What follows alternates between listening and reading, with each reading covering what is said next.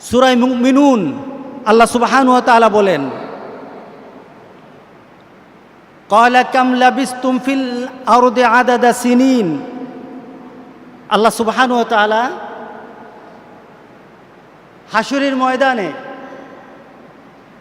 আখিরাতে আমাদেরকে জিজ্ঞাসা করবেন, কাম লাবিসতুম, তোমরা দুনিয়াতে কতদিন ছিলা? আমরা তো দুনিয়াতে আছি, আমাদের বয়স কত? 70, 80, 90, 100 পর্যন্ত চিন্তা করতে পারি। আগে ছিল অনেক বেশি। সকল কিছু, সব মানুষগুলি যখন এক স্থানে দাঁড়িয়ে যাবে, আল্লাহ সবাইকে জিজ্ঞাসা করবেন, কাম লাবিসতুম, তোমরা পৃথিবীতে কতদিন ছিলা? কি বলেন, কি বলবেন? যে 50 বছর ছিল সে বলবে 50 বছর না, যে ছিল 70 বছর সে বলবে আমি 70 বছর দুনিয়াতে ছিলাম না। আল্লাহ সুবহানাহু ওয়া তাআলা তোমাদের গণনা, বৎসর গণনার দিক থেকে তোমরা কতদিন ছিলা? ক্বালু, আল্লাহ সুবহানাহু ওয়া তাআলা আমাদেরকে জানিয়ে দিলেন তোমরা ওই দিন কি বলবা। আমি যখন বলবো কতদিন ছিলা, তোমরা উত্তরটা কি দিবে? ক্বালু লাবিসনা ইয়াওমান আও বাদা ইয়াওম। আহা, রব্বুল আলামিন, আমরা দুনিয়াতে ছিলাম কতক্ষণ? ইয়াউমান, একদিন, একদিন ছিলাম। অথচ আপনি কিন্তু বয়স পেয়েছেন 70, 80, 100 বছর, আপনি বলবেন একদিন ছিলাম। যে 1000 বছর বেঁচেছে সেও বলবে একদিন ছিলাম। যে 50 বছর বেঁচেছে সেও বলবে একদিন ছিলাম। যে সদ্য মারা গেছে, যে ভূমিষ্ঠ হয়ে সাথে সাথে মারা গেছে, সেও বলবে একদিনই ছিলাম। চিন্তা করেছেন? চিন্তা এসেছে যে দুনিয়ার জিন্দিগি তার কতটুকু চিন্তা করেছেন? আপনি নিজে বলবেন, আমি বলবো লাবিসনা ইয়াউমান আও বাদা ইয়াউম, একদিন বা একদিন থেকে একটু বেশি। আল্লাহু আকবার, আল্লাহু আকবার। আর যদি আমাদের গণনা যদি ভুল হয়, যে গণতে পারে, মাবুদ তুমি তাকে জিজ্ঞাসা করো। তাহলে আমাদের জীবনটা কতটুকু বলেন? একদিন। আখিরাতের গণনায় কতটুকু? একটা দিন, তার থেকে একটু বেশি হতে পারে। আল্লাহ সুবহানাহু ওয়া তাআলা আবার উত্তর দেন, যখন আমরা বলবো একদিন ছিলাম, তখন আবার আল্লাহ সুবহানাহু ওয়া তাআলা উত্তর দিয়ে বলেন, ক্বালা ইন লাবিসতুম ইল্লা কালিলা। না না, তুমি একদিন মনে করছো না, একদিনও তোমার দুনিয়ার জিন্দিগি ছিল না। ইল্লা কালিলা, তুমি দুনিয়াতে ছিলা অতি অতি অতি অল্প সময়, যেটা আখিরাত দিয়ে দুনিয়াকে গণনা করা যাবে না। আল্লাহু আকবার বলি, আল্লাহু আকবার। এই দুনিয়ার জন্যই তো অনেক কিছু করছেন, দেখি কথাতে মিলে কিনা, চিন্তাতে আসি কিনা দেখি। আল্লাহ সুবহানাহু, আপনি আমি বলবো একদিন ছিলাম বা তার থেকে একটু বেশি, আর আল্লাহ বলছেন না না, তোমার দুনিয়ার জিন্দিগি কালিলা, মানে অতি অল্প, অতি অল্প। রাসূল সাল্লাল্লাহু আলাইহি সাল্লাম দুনিয়ার জিন্দিগি সম্পর্কে, দুনিয়ার জীবন সম্পর্কে আমাদেরকে একটা ধারণা দিলেন। আহা, সাহাবায়ে কেরাম উজ্জীবিত হয়ে যেতেন। সাহাবায়ে কেরাম রাসূল সাল্লাল্লাহু আলাইহি সাল্লামের এই কথাগুলি দিয়ে তুলনা করে নিজের মধ্যে পরিবর্তন নিয়ে আসতেন। এতদিন বাঁচবো, মাত্র এতদিন আমার দুনিয়ার জিন্দিগি, আমি মাত্র এতদিনের জন্য দুনিয়াতে এসেছি। রাসূল সাল্লাল্লাহু আলাইহি সাল্লাম সাহাবায়ে কেরামদেরকে ডেকে বললেন, এদিকে আসো সবাই। রাসূল সাল্লাল্লাহু আলাইহি সাল্লাম, মুসলিম শরীফের হাদিস, সাহাবায়ে কেরামদেরকে বললেন, হযরত মাসতুর ইবনে সাদ্দাত রাদিয়াল্লাহু তাআলা আনহু থেকে বর্ণিত, রাসূল সাল্লাল্লাহু আলাইহি সাল্লাম শপথ করে বললেন, আল্লাহর শপথ, ওয়াল্লাহি, আল্লাহর শপথ করে বললেন, এ দুনিয়ার জিন্দিগি, আরেকটা হলো আখিরাতের জিন্দিগি। দুনিয়ার জীবন, আখিরাতের জীবন। দুনিয়ার আমাদের প্রাপ্তি, আখিরাতের প্রাপ্তি। দুনিয়াতে আমার চাহিদা আর আখিরাতে আমাদের চাহিদা, তুলনা কেমন? রাসূল তুলনা দিতে গিয়ে বললেন, সমুদ্র থেকে সমুদ্রের পারে একটা লোক দাঁড়ানো, সমুদ্রের পারে। পৃথিবীতে সমুদ্রের অংশ, পানির অংশ বেশি না স্থলভাগের অংশ বেশি? পানি। স্থলভাগে পানি নাই? কি বলেন, পানি নাই? আমাদের দেহে পানি আছে কি না? আমাদের দেহ তো পানি আছে, এই যে বাতাসে পানি আছে কি না, জলীয় বাষ্প আছে, আমাদের সকল স্থানে পানি আছে, পানির অংশ তো আছেই 4/3 এরপর আবার সব স্থানে পানি আছে। রাসূল সাল্লাল্লাহু আলাইহি সাল্লাম সে পানির সাথে তুলনা দিতে গিয়ে বললেন যে সমুদ্রের পাড়ে দাঁড়িয়ে একটা ব্যক্তি তার আঙুলটা সমুদ্রের পানির মধ্যে এভাবে ভিজিয়ে ফেলল, আঙুলটা ভিজালো। খেয়াল করেন রাসূলের কথা, কার কথা? বেখেয়ালি হবেন না, বেখেয়ালি হবেন না, রাসূলের কথাতে বেখেয়ালি হবেন না। আঙুলটা রাসূল সাল্লাল্লাহু আলাইহি সাল্লাম বললেন সমুদ্রের পানির মধ্যে একটু যখন ভিজালো, আঙুলটা কি হয়েছে? ভিজে গেছে। আঙুলটা ভিজে নাই, এখন আঙুলের গায়ে একটু পানি লেগেছে, অল্প একটু পানি। কতটুকু পানি? হয়তো চোখে দেখা যায় না, ভিজা ভিজা মনে হয়, এটাকে মাপা যাবে না। রাসূল সাল্লাল্লাহু আলাইহি সাল্লাম বললেন সমুদ্রের পানির তুলনায় ওই যে আঙুলটা ভিজিয়েছ সমুদ্রের পানি দিয়ে, এটা তুলনা করলে পানির অবস্থাটা কি হবে? এটা তুলনা করা যায়? আপনি গ্লাসের পানির মধ্যে আঙুলটা চুবান, এরপর আঙুলটা ভিজিয়ে গ্লাসের পানির সাথে তুলনা করলে কি তুলনা হয় নাকি? এটাই তো তুলনা হয় না। রাসূল বলছেন গোটা পৃথিবীর সকল পানির তুলনায় বলো তো আঙুলে ভেজা পানিটার কতটুকু পরিমাণ হতে পারে? রাসূল সাল্লাল্লাহু আলাইহি সাল্লাম তখন বললেন যেমন তুলনা হয় না, যেমন তোমরা এটার কোনো পরিমাপ করতে পারবা না, যেমন এটার পরিমাণ তোমরা আমাকে জানাতে পারবা না, ঠিক তদ্রূপ আখিরাতের জিন্দেগি, আখিরাতের জীবন সমুদ্রের পানির তুলনায় আর দুনিয়া সামান্য আঙ্গুলের ডগায় পানি লাগানো তুলনায় তার থেকে আরো কম। দুনিয়ার জিন্দেগি আরো কম, দুনিয়ার জিন্দেগি আরো কম, আর আখিরাতের জিন্দেগি সমুদ্রের পানি থেকে আরো বেশি, আরো বেশি, আরো বেশি। আল্লাহু আকবার, আল্লাহু আকবার। কারণ সেটারও একটা মাপ আছে, সেটারও একটা পরিমাণ আছে, সেটারও একটা শেষ আছে সমুদ্রের পানির। কিন্তু আখিরাতের জিন্দেগির শেষ বলতে কিছু নেই, আরম্ভ আছে, শেষ হবে না, হবে না, শেষ হবে না। খালিদিনা ফিহা, যে যেখানে যাবে চূড়ান্তভাবে চলতেই থাকবে। রাসূল সাল্লাল্লাহু আলাইহি সাল্লাম জানিয়েছেন আল্লাহ সুবহানাহু ওয়া তাআলা গোটা পৃথিবীর সকল কিছুকে ধ্বংস করে দেওয়ার পর মৃত্যুকে পর্যন্ত আল্লাহ সুবহানাহু ওয়া তাআলা জবাই করে দিবেন, আর কারো মওত হবে না, ধ্বংস হবে না, ধ্বংস হবে না। রাসূল সাল্লাল্লাহু আলাইহি সাল্লাম তুলনা করলেন ছোট্ট একটু পানির সাথে। এখন আমরা এই দুনিয়ার জিন্দেগি সম্পর্কে আমাদের চাহিদাটা কি, আমরা কি বানিয়ে নেই? রাসূল সাল্লাল্লাহু আলাইহি সাল্লাম দুটো হাদিস বলবো, এই হাদিস দিয়ে আমরা আমাদেরকে তুলনা করব। আমরা কি আমাদের চূড়ান্ত একটা চাহিদা, চূড়ান্ত একটা টার্গেট, আমাদের জীবনের সকল কিছু দিয়ে আমরা কি দুনিয়াকেই ভোগ করতে চাই, নাকি দুনিয়ার সব কিছু দিয়ে আমরা আখিরাত পেতে চাই? কি পেতে চাই বলে?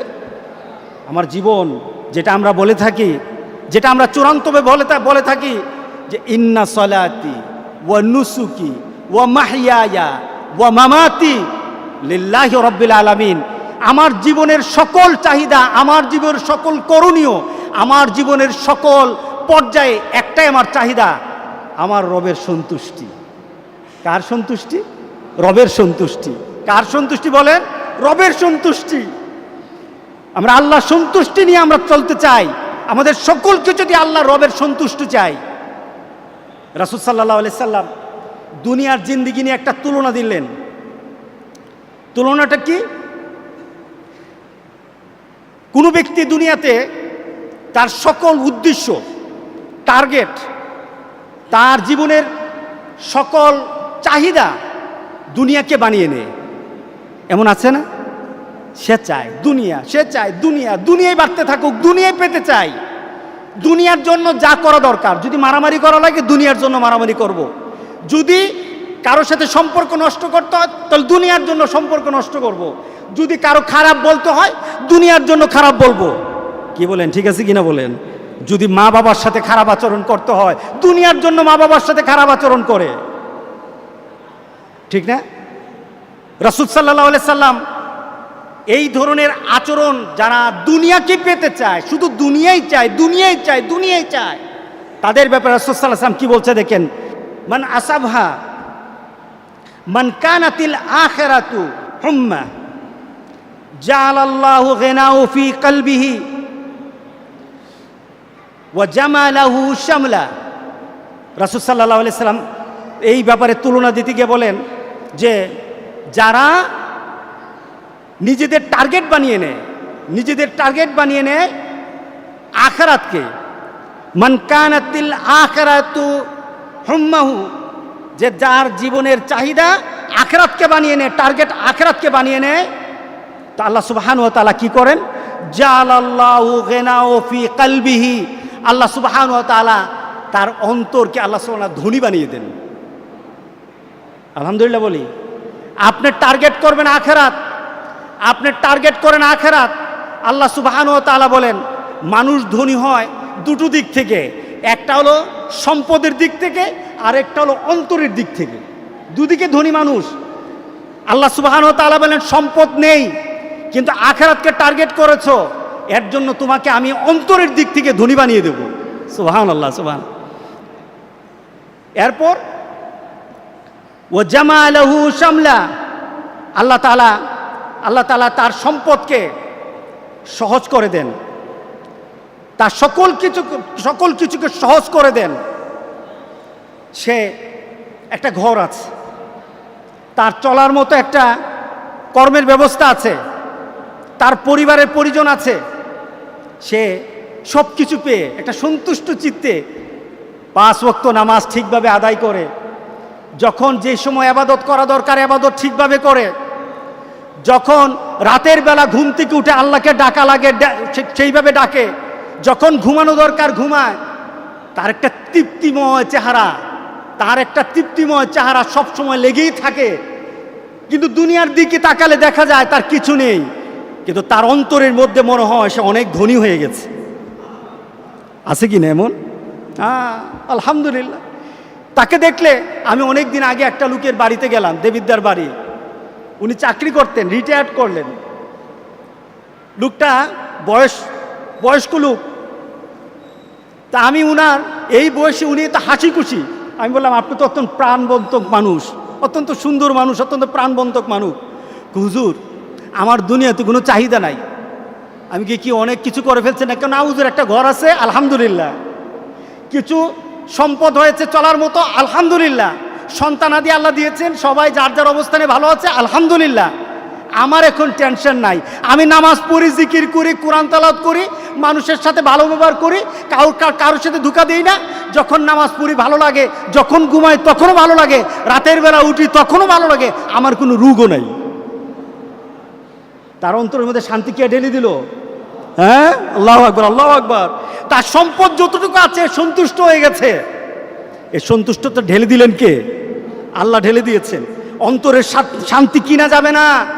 আপনার কাছে বিলিয়ন বিলিয়ন টাকা থাকতে পারবে, কিন্তু আপনি অন্তরের শান্তি কিনতে পারবেন না। যখন সম্পদ বেড়ে যায় অন্তরের শান্তি কিনতে পারে না। যাদের সম্পদ আছে তারা শান্তি বাড়ানোর জন্য মদ খেয়ে পড়ে থাকে, ঠিক না? তারা মদের নেশায় বিভোর হয়ে যায়। কিসের কারণে? শান্তি চায়, শান্তি পাওয়া যায় না। কারণ শান্তির মালিক কে? আল্লাহ সুবহানাহু। আল্লাহু আকবার, আল্লাহু আকবার। সে টার্গেট বানিয়েছে কোন জায়গায়? যে টার্গেট বানাবে আখিরাত, যে টার্গেট বানাবে আখিরাত, তার কোনো লস হবে না। আচ্ছা দেখুন মুমিনের চিন্তা, মুমিনের জীবনটা। আপনার হাতে 1 লাখ টাকা আছে, আপনি রওনা দিলেন ঢাকায়। এখন ঢাকা যাওয়ার পথে আপনার টাকাটা হারিয়ে গেছে, তখন আপনি চিৎকার দিবেন নাকি ইন্না লিল্লাহ পড়বেন? বলেন, আপনার হারিয়ে গেছে, আপনি চিৎকার দিবেন নাকি ইন্না লিল্লাহ পড়বেন? যারা দুনিয়ার চিন্তা করে এবং দুনিয়ার সম্পত্তি তার কাছে বড় হয়ে দাঁড়ায়, যারা দুনিয়ার সম্পদটাকে আখিরাতে ট্রান্সফার করতে চায় না। আমাদের প্রত্যেকটি জিনিসকে আখিরাতে ট্রান্সফার করে দিতে হবে।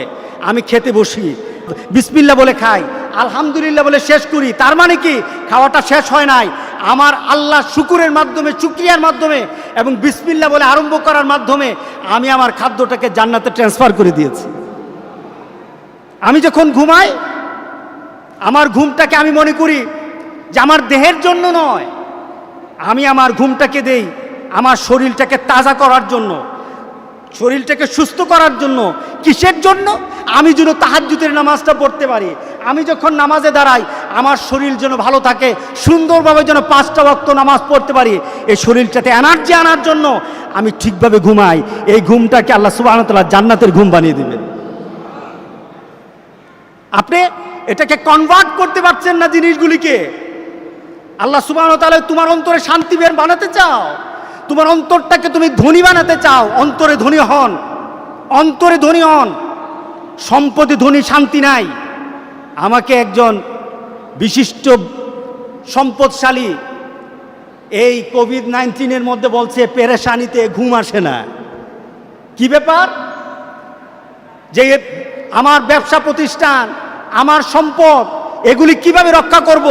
আমার কোটি কোটি টাকা হলো, হাজার হাজার কোটি টাকা আমার এখানে ইনভেস্ট করা আছে। এরপরে ব্যাংকের সাথে আমার বিশাল বড় একটা লোন আছে, ব্যাংকের সাথে আমার কি আছে? লেনদেন আছে। আমি যদি লেনদেনটা ঠিকভাবে না করতে পারি তাহলে তো আমার খবর আছে, আমার সম্পদ সব হারিয়ে ফেলবো। ঘুম হচ্ছে না, পেরেশানি আছি, পেরেশান বেড়ে গেছে, অসুস্থ হয়ে যাচ্ছি। সম্পদ আছে, অসুস্থতা বেড়ে গেছে। কিসের কারণে?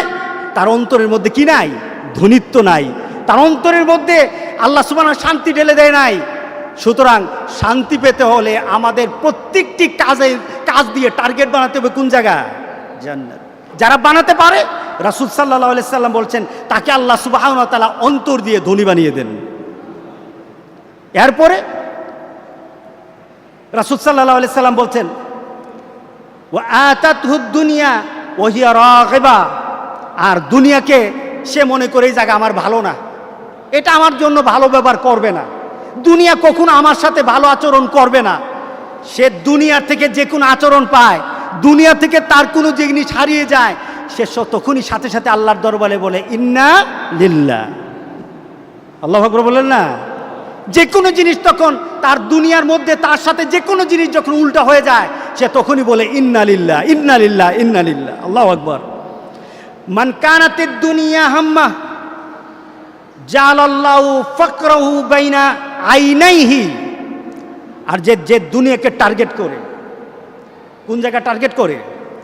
যে দুনিয়াকে টার্গেট করে, দুনিয়াতে থেকে দুনিয়াকে টার্গেট করে। আর যারা ধনী, মনের দিক থেকে ধনী, দুনিয়া থেকে জান্নাতকে টার্গেট করে।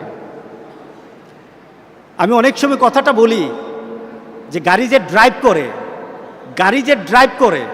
গাড়ি যে চালায়, সে কি গাড়ির চাকার দিকে তাকায়, গাড়ির দিকে তাকায়, নাকি গাড়ির সামনে তাকায়? কতটুকু সামনে? অতি সামনে নাকি অনেক দূরে? অনেক দূরে, প্রায় 10, 15, 20 হাত নয়। তার চোখের দৃষ্টি যতটুকু আছে, তার গাড়িকে টাচ করতে পারে আরেকটা গাড়ি, ওই দূরত্ব পর্যন্ত তার দৃষ্টিটা ঠিক রাখতে হবে, ঠিক না? এর জন্য গাড়ি চালকদের একটা বিষয় সবচেয়ে বেশি নজর দেওয়া হয়, এটা হলো দৃষ্টি কম গাড়ি চালানো যাবে না। লোকটা দূরে তাকিয়ে যখন গাড়ি চালায় গাড়ি চলবে ভালো, ঠিক না? গাড়ির ড্রাইভার যদি তার দৃষ্টিটা দূরে রাখে তাহলে গাড়ি চলবে ভালো, কিন্তু গাড়ির ড্রাইভার যদি গাড়ির দিকে তাকিয়ে থাকে গাড়ি চলবে? কতক্ষণ খালে যেতে লাগবে, আরেকজনকে অ্যাক্সিডেন্ট করতে কতক্ষণ লাগবে? বেশিক্ষণ লাগবে না। তো সে নিজেও ধ্বংস হবে, গাড়িতে যারা আছে তারাও ধ্বংস হবে, ঠিক না? এটাকে কি বলে? খাসেরাত দুনিয়া বলে, আখেরা। দুনিয়াও তার শেষ, আখেরাত শেষ। যারা দুনিয়াকে টার্গেট করে, তারা দুনিয়ার দিকে তাকায়, তারা ধ্বংস হয়ে যাবে। আর যারা এখান থেকে ওই আখেরাতের দিকে তাকায়, গাড়ির ড্রাইভার দূরে তাকিয়ে যেমন গাড়িকে সুন্দরভাবে চালাতে জানে, একটা মানুষ দুনিয়া থেকে যখন আখেরাতকে টার্গেট করে সে সুন্দরভাবে দুনিয়া তো চলতে জানে, আর আখেরাত আল্লাহ সুবহানাহু ওয়া তাআলা জান্নাতের রাস্তায় উঠিয়ে দিবেন, মৃত্যুর পর থেকে উঠিয়ে দিবেন। আল্লাহু আকবার, আল্লাহু আকবার। সুতরাং রাসূল সাল্লাল্লাহু আলাইহি ওয়াসাল্লাম বলতেছেন মান কানাতিদ দুনিয়া হাম্মাহু, যে দুনিয়াকে তার টার্গেট বানায়, দুনিয়াতে তার টার্গেট বানিয়ে নিল, জালাল্লাহু ফাকরাহু বাইনা আইনাই, তার এত সম্পদ। আপনি বাংলাদেশের বড় বড় ধনী যারা আছে তাদেরকে গিয়ে বলেন অবস্থা কি, ওষুধ ছাড়া ঘুম আসে না। আরেকজন রিক্সাওয়ালা একজন টেম্পু ড্রাইভার, একজন আপনার বাড়িতে কাজ করে, একজন ডে লেবার, তাকে জিজ্ঞাসা করেন ঘুমাও কখন? খাই আর ঘুমাই। সুবহানাল্লাহ বললেন না? খাই আর ঘুমাই। তার মানে কি? তার সম্পদ কম কিন্তু ভিতরের সম্পদ অনেক বেশি। আর ওই লোকটার সম্পদ বেশি কিন্তু ভিতরে কিছু নাই। ভিতরে কি? জীর্ণ শীর্ণ, কিছু নাই, কিছু নাই। আল্লাহ সুবহানাহু ওয়া তাআলা, রাসূল সাল্লাল্লাহু আলাইহি ওয়াসাল্লাম বলতেছেন, যে দুনিয়াকে টার্গেট করে, দুনিয়াকে ব্যবহার করে, তাকে আল্লাহ সুবহানাহু ওয়া তাআলা জালাল্লাহু ফাকরাহু ফি আইনাইহি, তার দৃষ্টিতে আল্লাহ সুবহানাহু ওয়া তাআলা তার দৃষ্টির সামনে গরিবী হালাতকে ঝুলিয়ে দেন। গরিবী হালাতকে ঝুলিয়ে দেন। প্রমাণ চান? বাংলাদেশের লিস্ট করা কতজন, কয়েকজন ধনীর সাথে আপনি কথা বলেন, ব্যাপারটা কি? বাইরে এই ব্যাংকে এত হাজার কোটি টাকা, এই ব্যাংকে এত হাজার কোটি টাকা, এই ব্যাংকে এত হাজার কোটি টাকা, আমার কাছে কিচ্ছু নাই। ঠিক না? বাংলাদেশের একজন বিশিষ্ট ধনী, অনেক বড় ধনী, নামটা বললাম না, এক ডাকে চিনে ফেলবেন। আমাকে একজন আরেক ধনী, কিন্তু সে ওই মানের ধনী না আর এই জাতের ধনী না, ধনী লোকটা ধনী। উনি একবার মক্কাতে আমার সাথে কথা বলছে, তো উনার একসাথে রুমে আমরা কথা বলছি, কথা প্রসঙ্গে এই ব্যক্তি সম্পর্কে কথা হলো। আমি বললাম, লোকটা এত ঋণ, এত ঋণ, তার ব্যাংকের এত ঋণ, লোকটা ঘুমায় কিভাবে? লোকটা ঘুমায় কিভাবে? তা আমাকে বলছে যে উনি যদি ব্যাংকের ঋণ শোধ করতে চায়, যে আমি ব্যাংকের ঋণগুলি দিয়ে মরব, আমি আমার ব্যাংকের ঋণ দিয়ে আমি মরতে চাই। ঋণগ্রস্ত হয়ে যেন আল্লাহ কাউকে না মারে, বলেন আল্লাহুম্মা আমিন। ঋণগ্রস্ত অবস্থায় যেন কেউ আল্লাহ আমাদেরকে দুনিয়া থেকে না নেন। যার যা ঋণ আছে দেওয়ার মতো যোগ্যতা যেন মৌতের আগে আল্লাহ সুবহানাহু ওয়া তাআলা সবাইকে দান করেন। আমিন বলি সবাই। রাসূল স্বয়ং দোয়া করেছেন, দোয়া শিক্ষা দিয়েছেন ঋণগ্রস্ততার জন্য। সে লোক বলছে আমাকে যে এই লোকটা যদি মনে করে মৃত্যুর আগে আমি সকল ঋণ দিয়ে আমি মরব, তাহলে একটা টাকাও তার পকেটে থাকবে না। কিন্তু বাংলাদেশের বিশিষ্ট ধনী, একটা টাকাও তার পকেটে থাকবে না। তার মানে কি? আসলে কি সে ধনী? না না, সে ধনী নয়, সে ঋণগ্রস্ত ধনী হয়ে আছে। আল্লাহ সুবহানাহু ওয়া তাআলা বলেন, বান্দা তুমি দুনিয়াকে টার্গেট করবা, তোমার সম্পদ বেশি হবে, কিন্তু তোমার দৃষ্টির সামনে আমি তোমাকে ফকির বানায় রাখবো। এ লোকটা গনে গনে জানে যে আমার সম্পদ যদি আমি বিলিয়ে দেই, সম্পদ যদি আমি আমার ব্যাংকের ঋণগুলি দিয়ে দেই, তাহলে কিন্তু আমি আর ফকির। রাসূলের কথা মিলে গেল কিনা বলেন? জালাল্লাহু ফাকরাহু বাইনা আইনাইহি, তার চোখের সামনে তার গরিবীকে, তার ফকিরকে আল্লাহ সুবহানাহু ওয়া তাআলা ঝুলাইয়া দেন। নাউজুবিল্লাহ বলি, নাউজুবিল্লাহ বলি। আল্লাহ এই ধরনের মানুষ থেকে আমাদেরকে হেফাজত করুক। ও ফাররাকা আলাইহি শামলাহু, এরপর তাকে আল্লাহ সুবহানাহু ওয়া তাআলা বিক্ষিপ্ত করে দেন। ও ফাররাকা আলাইহি শামলাহু, আল্লাহ সুবহানাহু ওয়া তাআলা তাকে বিক্ষিপ্ত করে দেন। তার মানে কি? সে গুছাতে পারে না, সে নিজেকে গুছাতে পারে না। কেমন? এ ব্যক্তি যদি অর্থনৈতিক দিকে তাকায়, তার ঘুম আসে না। সে যদি ইবাদত করতে যায়, ইবাদতে মন আসে না। সে যদি পরিবারকে সময় দিতে চায়, সময় পায় না। সে যদি সমাজের মানুষ তার সাথে দেখা করতে চায়, সময় নাই, এখন দেখা করা যাবে না। সে বিক্ষিপ্ত হয়ে যায়, কোন দিকে যাবে, কোনটা ছাড়বে, কোনটা ধরবে। আল্লাহ সুবহানাহু ওয়া তাআলা বলেন, দুনিয়াকে যত বেশি চাইবা তত তুমি বিক্ষিপ্ত হয়ে যাবা, বিচ্ছিন্ন হয়ে যাবা, কোনো কিছু ব্যবহার করে মরতে পারবে না। ওয়ালাম ইয়াতি মিনাদ দুনিয়া ইল্লা মা কুদ্দিরা লাহু। এত কিছুর পর রাসূল সাল্লাল্লাহু আলাইহি সাল্লাম তার জন্য বলতেছেন, রাসূল সাল্লাল্লাহু আলাইহি সাল্লাম তার জন্য জানাচ্ছেন যে তুমি এত কিছু পাওয়ার পর তোমার অবস্থাটা কি? তোমার অবস্থাটা এতটুকু, তোমার অবস্থাটা এতটুকু, যতটুকু তুমি নিজে খেতে পারো, যতটুকু তুমি ব্যবহার করতে পারো, যতটুকু তুমি নিজের জন্য তুমি ব্যবহার করতে পারো, এর বাইরে কিন্তু তুমি আর কিছু পাও নাই। যতটুকু করেছো এতটুকু তোমার, এর বাইরে কিছু আর তুমি পাও নাই। কে বলেছেন? দেখুন, রাসূল সাল্লাল্লাহু আলাইহি সাল্লাম একটা জিনিসকে পছন্দ করতেন খেতে, সেটা হলো খাসির সিনা খেতে পছন্দ করতেন। সুন্দর কি কথা! তো রাসূল সাল্লাল্লাহু আলাইহি সাল্লামের ঘরে একবার দুম্বা আসলো, জবাই করা হলো। জবাইয়ের পর পাশে দিয়ে লোক আসা আরম্ভ হলো।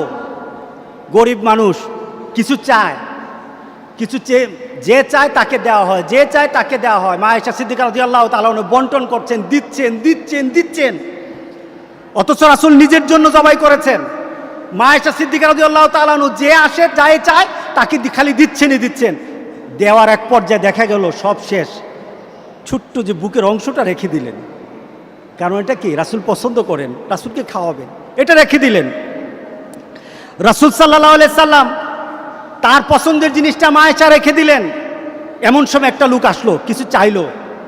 মা আয়েশা বললেন, আমার কাছে কিছু নেই, শুধু এতটুকু জিনিস আছে, এটা আমি দিয়ে দিলে রাসূল সাল্লাল্লাহু আলাইহি সাল্লামকে আমি খাওয়াতে পারবো না। রাসূল কথাটা শুনলেন। আয়েশা রাদিয়াল্লাহু তাআলা আনহার কাছে আসলেন, এসে বলেন, আয়েশা ঘরে কি আছে? ইয়া রাসূলুল্লাহ, এই টুকরাটা আছে শুধু আপনার জন্য, বাকি সব দিয়ে দিয়েছি, এই টুকরাটা শুধু আছে আপনার জন্য।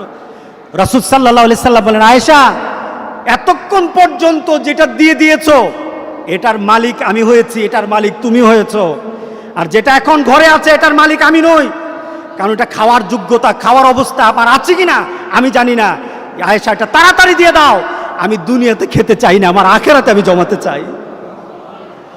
রাসূল সাল্লাল্লাহু আলাইহি ওয়াসাল্লাম ঠিক ওই কথা বললেন যে দুনিয়াতে মানুষ যাই অর্জন করুক, তার তাকদীরে যতটুকু আছে সে অতটুকু ব্যবহার করে দুনিয়া থেকে চলে যাবে, এর বেশি সে ব্যবহার করতে পারবে না। এটাই হলো আমাদের দুনিয়া। সুতরাং চলুন আমরা দুনিয়াকে একটা টার্গেট বানিয়ে নিই। রাজি আছেন সবাই? আমরা দুনিয়াকে টার্গেট বানাতে চাই, রাজি আছে সবাই? আমরা কি দুনিয়াকে টার্গেট বানাবো? রাসূলের হাদিস অনুযায়ী আখিরাতকে টার্গেট বানাবো? বলেন আমরা কোথাকে টার্গেট বানাবো? বলেন, মান কানাতিদ দুনিয়া হাম্মাহু ফাররাকাল্লাহু আমরাহু। এরপর রাসূল সাল্লাল্লাহু আলাইহি ওয়াসাল্লাম ইবনে মাজার আরেকটা হাদিসে বলতেছেন, মান কানাতিদ দুনিয়া হাম্মাহু, যে দুনিয়াকে গুরুত্ব দিবে আল্লাহ সুবহানাহু ওয়া তাআলা তার সকল কিছুকে বিক্ষিপ্ত করে দিবেন। ওয়া জাআলা ফাকরাহু বাইনা আইনাই। আবার আরেকটা হাদিসে রাসূল বলতেছেন, আবার নতুন করে বলছেন যে জাআলা ফাকরাহু বাইনা আইনাই, তার চোখের সামনে গরিবকে, ফকিরাত দন্যতাকে, গরিবকে তার সামনে চোখ ঝুলিয়ে দিবেন। ইল্লা মা কুতিবা লাহু, সে অতটুকু দুনিয়া ব্যবহার করতে পারবে যে যতটুকু তার তকদিরে আছে। ওয়ামান কানাতিল আখিরা নিয়াতাহু জামাআল্লাহু লাহু আমরাহু জাআলা গিনাহু ফি কলবিহি। রাসূল সাল্লাল্লাহু আলাইহি সাল্লাম বললেন, যে আখিরাতকে নিয়ে তার নিয়ত বানিয়ে নেয়, টার্গেট বানিয়ে নেয়, নিয়ত বলা হয়েছে এখানে, নিয়ত বানিয়ে নেয়, জামাআল্লাহু লাহু আমরাহু, আল্লাহ সুবহানাহু ওয়া তাআলা গোটা পৃথিবী তার জন্য সুন্দর বানিয়ে দেন। শুধু তাই নয়, তাকে মনের দিক থেকে ধনী বানিয়ে দেন। ওয়া আতাতহুদ দুনিয়া ওয়া হিয়া রাগিবা, আর দুনিয়া তার কাছে দুনিয়াটা বাধ্য হয়ে তার কাছে দুনিয়াটা চলে আসে, দুনিয়াটা তার কাছে বাধ্য হয়ে চলে আসে। সুতরাং আজকে চলুন আমরা আখিরাতকে টার্গেট করি। যদি করি, আমি দুই একজন মনীষীর কথা বলবো, তার জীবনের চাহিদা। হাবিব আবু মুহাম্মদ রাহিমাহুল্লাহ, উনি ওসিয়ত করতেন প্রতিদিন রাতে তার পরিবারকে ওসিয়ত করতেন যে আমাকে মৃত্যুর পর কিভাবে গোসল দিবা। তাকে জিজ্ঞাসা করা হলো, তোমরা পরিবারে কিভাবে চলবা, পরিবারের চালচলন কেমন হবে? উনি প্রতি রাত্রে তার পরিবারকে ওসিয়ত করতেন। ওনাকে জিজ্ঞাসা করা হলো, প্রতি রাত্রে কেন আপনি ওসিয়তটা করেন? উনি উত্তর দিতেন, এবং সন্ধ্যাবেলা কাঁদতেন, সকালবেলাও কাঁদতেন। তার কাদার কারণ জিজ্ঞাসা করা হলো, ওসিয়তের কারণ জিজ্ঞাসা করা হলো। উনি বলতেন, সন্ধ্যা যখন আসে আমি সকালের জন্য চিন্তা করতে পারি না যে সকালটা আমার জন্য উদয় হবে। সকালটা যখন আসে আমি আমার নিজের জন্যই চিন্তা করতে পারি না যে সন্ধ্যাবেলা আমি বেঁচে থাকব। সুতরাং আমি আমার জীবনের যা করার এই মুহূর্তে আমি করে নেই, আমার পরিবারকে বলে নেই। মুহাম্মদ ইবনে ওয়াইস, উনি ঘুমানোর সময় তার পরিবারকে বলতেন, আল্লাহর হাওয়ালা করে দিতেন। ঘুমানোর সময় তার পরিবারকে বলতেন, তোমাদেরকে আমরা আল্লাহর হাওয়ালা করে গেলাম, আমি আল্লাহর হাওয়ালা করে গেলাম, আল্লাহর কাছে ছেড়ে গেলাম। ওনাকে বলা হলো, প্রতিদিন কেন বলেন? উনি অত্যন্ত আবেগ ভরে বলতেন, আমি জানি না এই ঘুমের পরে আমার জন্য আবার এইভাবে দোয়া করার সুযোগ আছে কিনা। আমরা ঘুম থেকে কোন দোয়া পড়ি? ঘুম থেকে উঠে কোন দোয়া পড়ি? আলহামদুলিল্লাহিল্লাযী আহিয়ানা বাদামা আমাতানা ওয়া ইলাইহিন নুশুর। এই যে আমি ঘুম থেকে উঠে মওত থেকে আবার নতুন জীবন পেলাম, আলহামদুলিল্লাহিল্লাযী আহিয়ানা, ওই মাবুদের প্রশংসা যিনি আমাকে আবার জীবিত করলেন।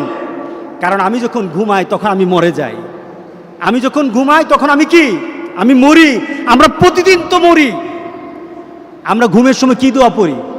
আল্লাহুম্মা বিইসমিকা আমুতু ওয়া আহিয়া। আপনি কি ঘুমাইতেছেন না মরতেছেন বলেন? হ্যাঁ, এবার দেখি আপনাদেরকে পরীক্ষা নেই দুনিয়ার। আপনি কি ঘুমাতে যাচ্ছেন নাকি মরতে যাইতেছেন? আপনি ঘুমাইতে যাইতেছেন না, কিন্তু দুয়ার মধ্যে কি বলতেছেন? আপনি বলতেছেন আমি ঘুমাতে যাচ্ছি না, আমি মরতে যাচ্ছি, আমি মরতে যাই, আমি এখন আমার মৃত্যুর দিকে আমি যাচ্ছি। আল্লাহুম্মা বিইসমিকা, আয় আল্লাহ তোমার নামে, বিইসমিকা আমুতু ওয়া আহিয়া, তোমার নামে মরি আবার তোমার নামে জীবিত হই। তাহলে আপনি কি করতেছেন? ঘুমে মরতেছেন। আর ঘুম থেকে কি উঠে বলেন আলহামদুলিল্লাহিল্লাযী আহিয়ানা। ঘুমের সময় বললেন মরতে গেলাম, আর ঘুম থেকে উঠে বললেন জীবিত হলাম। এটা কার ইশারায়? টের পাবেন, টের পাবেন, বুঝবেন, নিজের মধ্যে অনুভূতিতে নিয়ে আসতে পারবেন দুনিয়ার জিন্দেগি। আপনি তো প্রতিদিন মরেন, আমি তো প্রতিদিন মরি আবার প্রতিদিন জীবিত হই। এইভাবে যদি নিজেকে চিন্তা করি, ইনশাআল্লাহ আখিরাতকে টার্গেট করা আমাদের জন্য সহজ হয়ে যাবে। কি বলেন, ঠিক আছে কিনা বলেন? রাত্রেবেলা কি মরতে যাবেন না ঘুমাতে যাবেন বলেন এবার? হ্যাঁ, মরতে যাবেন ইনশাআল্লাহ। জীবিত করবে কে? জীবিত। এই চিন্তা যদি আমাদের মধ্যে চলে আসে, ইনশাআল্লাহ জীবন পরিবর্তন হয়ে যাবে। আল্লাহ যেন আমাদের জীবনকে আখিরাতমুখী করে দেন, আমাদের টার্গেট যেন আল্লাহ আখিরাতমুখী করে দেন, আমাদের চিন্তা চেতনা যেন আখিরাতমুখী করে দেন। আমরা যেন আখিরাতকে চিন্তা করে চলতে পারি। দুনিয়াকে যেন আল্লাহ সুবহানাহু ওয়া তাআলা আমাদের সামনে সুন্দর করে তুলে ধরেন। আমাদের অন্তরে যেন আল্লাহ সুবহানাহু ওয়া তাআলা ধনিত্ব, মর্যাদা, এবং আমাদের অন্তরের মধ্যে যেন আল্লাহ সুবহানাহু ওয়া তাআলা ফকিরি উঠে আমাদের মধ্যে যে আল্লাহ সুবহানাহু ওয়া তাআলা গনি বানিয়ে দেন। সবাই বলেন আল্লাহুম্মা আমিন। আসসালামু আলাইকুম ওয়া রাহমাতুল্লাহি ওয়া বারাকাতুহু। Rose TV 24. Enjoy by listening to the Holy Quran.